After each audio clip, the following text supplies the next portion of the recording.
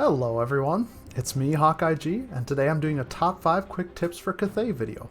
In this video, I'm going to give out some pointers that I've learned over the course of the campaigns that I've done as Cathay, the sort of things you might not notice right away or you might want to learn before starting your first run. They're all small and simple pieces of advice, but they can make a big difference in your campaigns, and with all the new mechanics this game has to offer, there's a lot to learn for each race. So without further ado, we're going to jump right in and get started.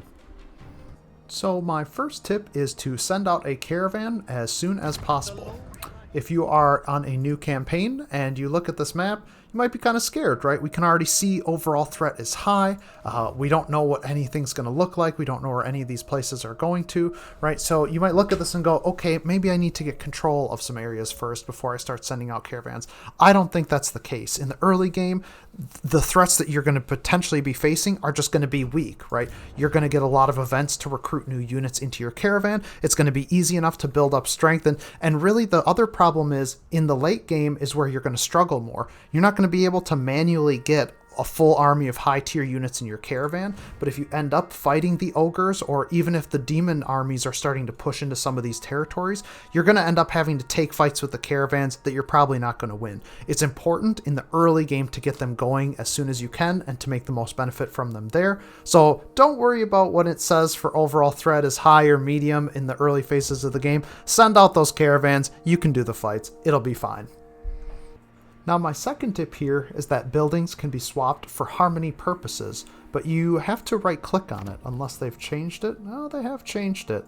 So we can go into the building browser here. You apparently no longer have to right click on it, and you can see I could take this building and swap it to the other building. It'll take 3 turns, but that allows us to kind of retain harmony if you expand into a new settlement and you're setting up new buildings and well, this is going to set me off and put me in out of balance in harmony. Well, then I could go back and pick another building and swap it to a different one in order to preserve harmony.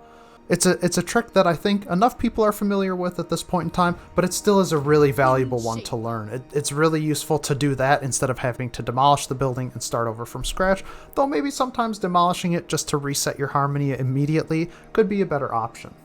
Now, as a bonus tip, I also recommend that you consider in maybe one of your provinces that's less necessary to defend, that you keep a free building slot for harmony balancing purposes, right? You can use it to offset your harmony from whether it's research or lord and hero recruitment or another building coming up. You can put a building in as a placeholder just in time to set it off temporarily. You can swap it as needed. You can demolish it. You can keep it at a low level so it's easier to swap. You could also use a walls building as this, and that's something that I like to do sometimes as well, being able to ensure that a place is going to be easily defended, but then swapping between the wall building type in order to maintain that harmony balance can be really nice to do. The downside of the walls, they take a little bit longer to build, but just keeping a free building slot can be a useful way to do this as well.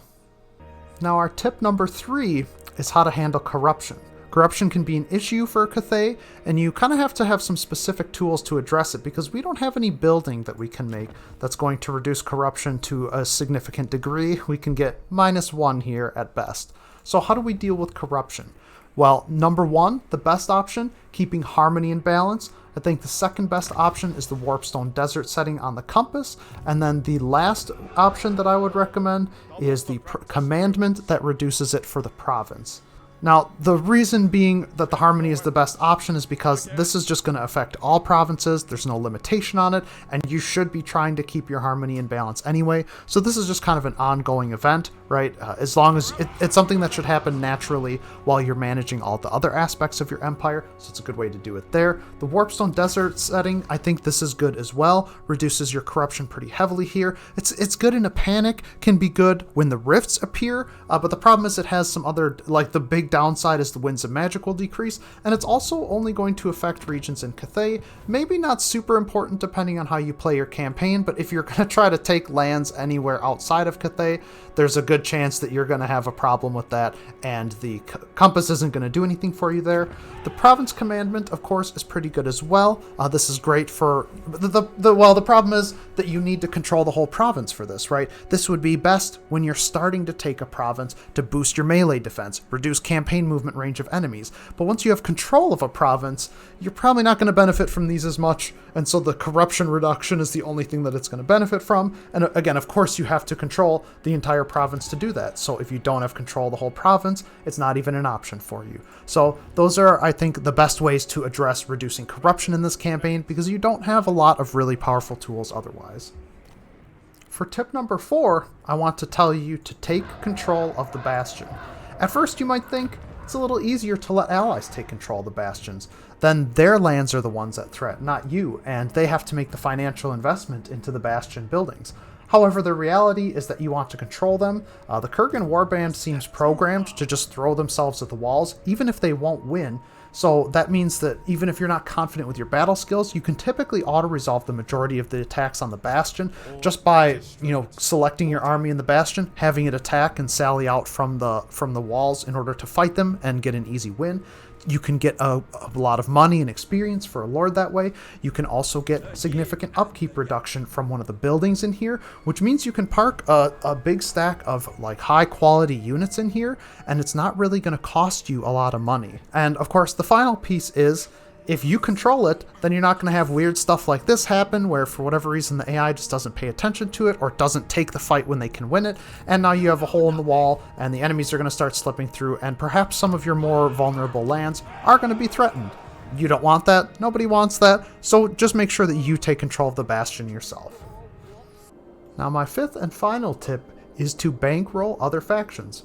As Cathay, because of your trade routes, you're going to discover factions like the Empire and Kislev very early on. That means that their hidden bonus to a feature called Potential will be reduced, whereas Chaos factions who are undiscovered will not have that problem.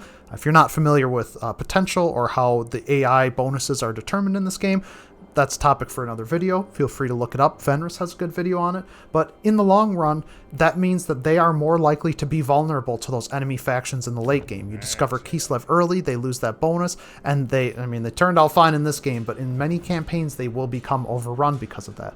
So, in order to help the Order faction survive, it's often worth sending them some money.